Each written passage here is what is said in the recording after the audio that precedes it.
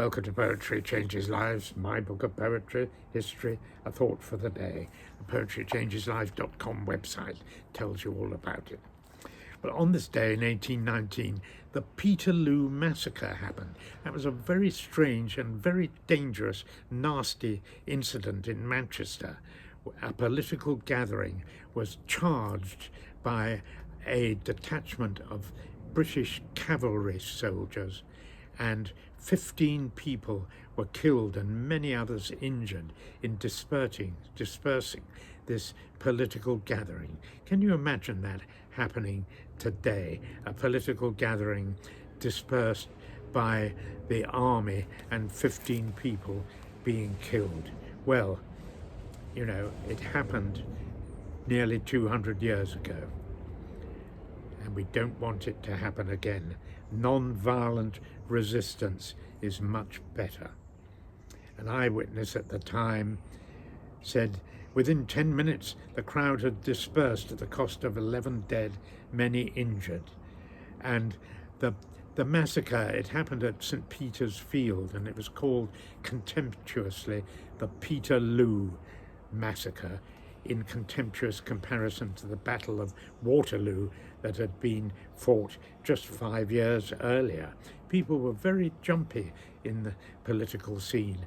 You know, the French Revolution was not that long ago, and there were a lot of very, very anxious people around in England, as there are today.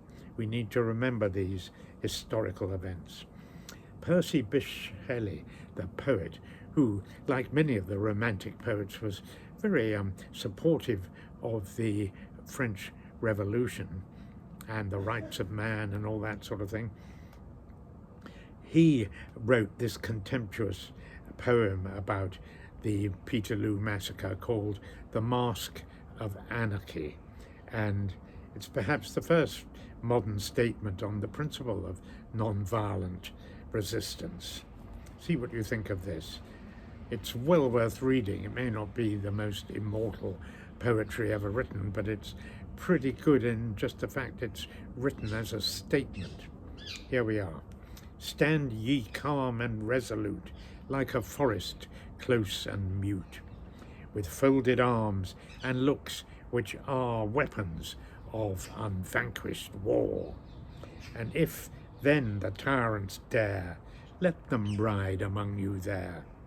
Slash and stab and maim and hew, what they like, that let them do. With folded arms and steady eyes, and little fear and less surprise, look upon them as they slay, till their rage has died away. Then they will return with shame to the place from whence they came, and the blood thus shed will speak in hot blushes on their cheek. Rise like lions after slumber, in unvanquishable number.